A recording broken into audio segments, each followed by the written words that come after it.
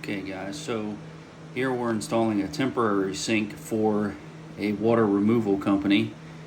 They had to rip out the kitchen after I was there on Saturday. The whole drain line had come apart. You can see there, got some old valves and some PVC that needs to be cut out.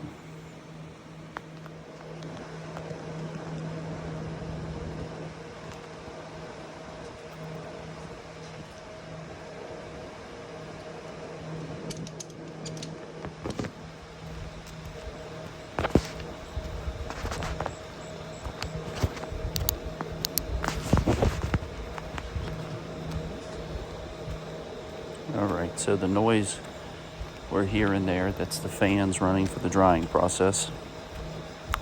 And I'm going to cut out these old valves. So I'm prepping this copper pipe for some ProPress fittings.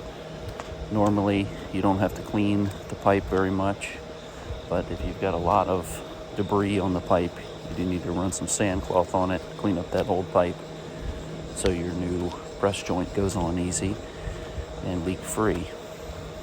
New pipe I don't worry about cleaning really at all. Just make sure there's no stickers or tape or anything like that on the pipe, but I don't worry too much about new stuff.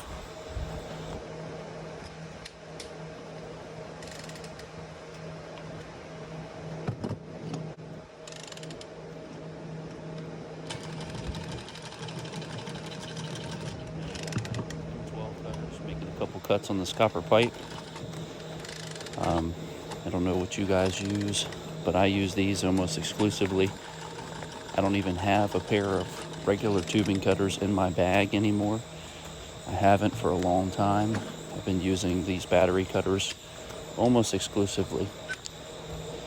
They work in just about any situation that you would come across. The front of them is really designed to get in the same places as a compact cutter, so there's really not any reason to use anything else.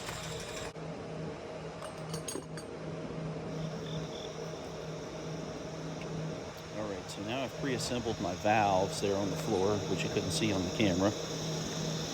And one of the things I do is I actually do follow the directions on press. I will mark the pipe each time I put a piece of pipe in the fittings. That way I know that the piping is fully inserted into the fitting or the valve, whatever I'm crimping onto. So got a little marker there, and I'm marking all those insertion depths. So as I said, I pre-assembled the valves on the pipe, got everything tightened down. Just easier there on the floor where you have access to everything. Now I'm going to kind of trim these lines up because they're actually going to be a little bit higher than I really wanted. That the laundry sink that I'm putting in is only about 16 inches to the bottom side of it, so I want those valves underneath of it so you can turn them on and off and make your connections fairly easily.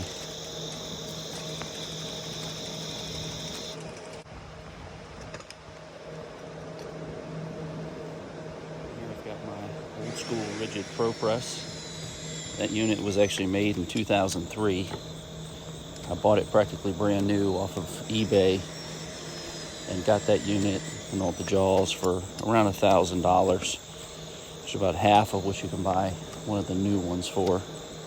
And the new ones, in my opinion, I think they're made a little junky, and I think they went cheap on the electronics because I've seen several of them have failures. This unit works just fine as long as you have enough room to swivel the head. It is a little bulkier than the 12-volt units, but it does crimp faster than a lot of those as well. So it's been a good purchase, something I'm happy with. Makes the job a lot cleaner and easier when it comes to joining copper fittings together. And you can see how quick a ProPress is compared to the old way of soldering it. You can see it has many advantages. No flux, no cleaning the pipe really. And you can assemble several joints, in less than a minute.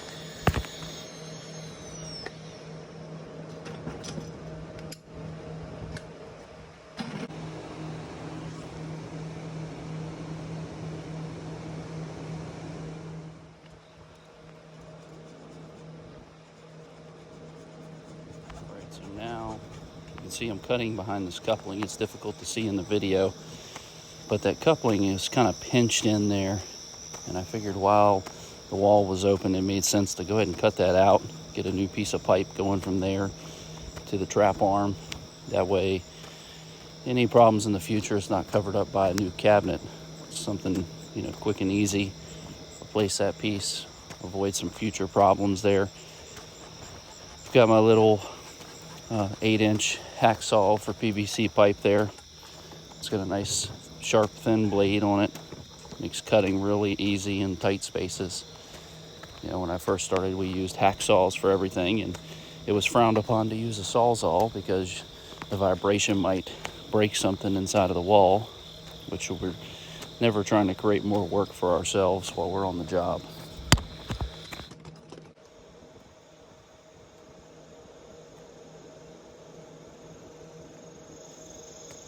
Alright, so now we're going to join this PVC pipe up. I prime the pipe with clear primer and use clear glue. If a house is already finished, I wouldn't bring purple primer in it. I've made the mistake of spilling that stuff on floors before. And the clear primer is just a whole lot easier to deal with than the purple stuff. Even in this circumstance where it's basically down to the bare floor, I just don't like bringing it in the house. I'd rather just stick with the clear. Put it together, does the same thing. An inspector couldn't tell you if you use primer or not. But the primer is a very important step to getting the pipe warmed up and ready for the glue to cure in between there and make a good solid connection.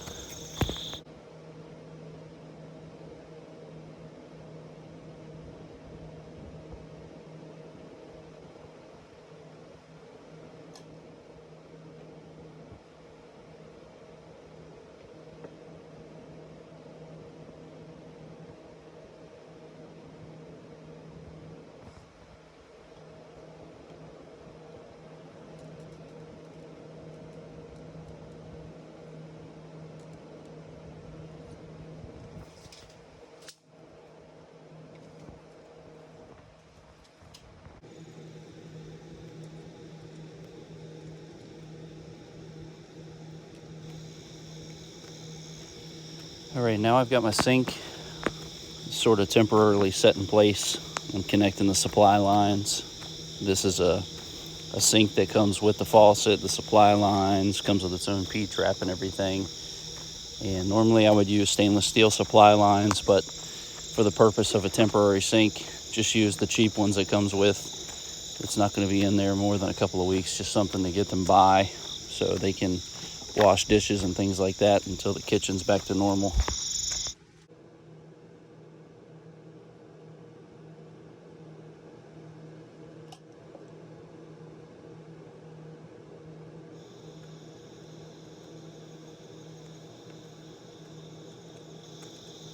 All right, now I'm gluing my adapter on for my lavatory trap. This is one of those compression joint traps.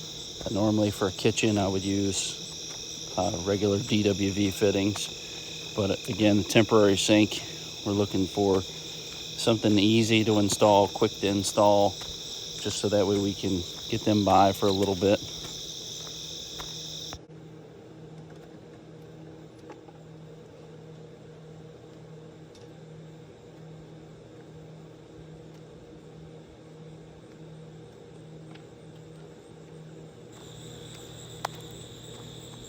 All right, so now I'm getting my trap and gaskets set on the sink here.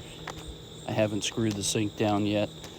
I'm getting that trap lined up where I want it. And I disconnected the supply lines just to make it a little bit easier to move the sink around until I was finished, but I've got plenty of room there to reconnect them when I'm finished.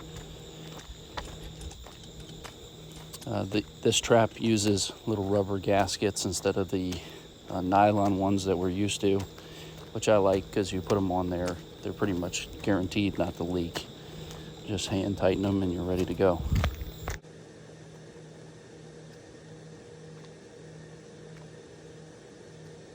right, now we've got our supply lines back connected, the trap is back on. I've also secured the legs to the floor with some 1/4-inch screws just to keep everything from moving around.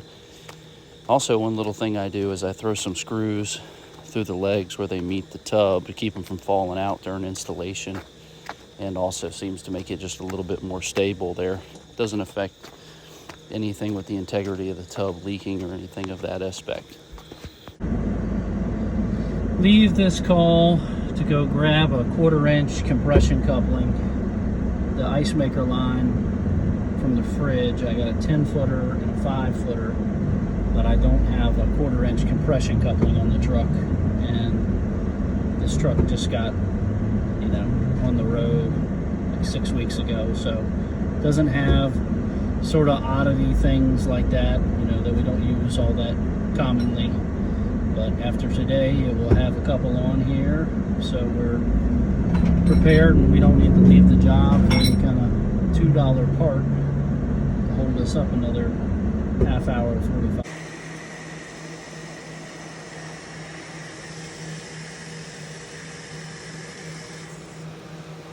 Okay, we're back at the job here, and the sink was already connected, ready to go. Now I'm just checking everything over for leaks. My process for checking for leaks is I'll look at everything 3 times before I say it's good, but that's where this one ends.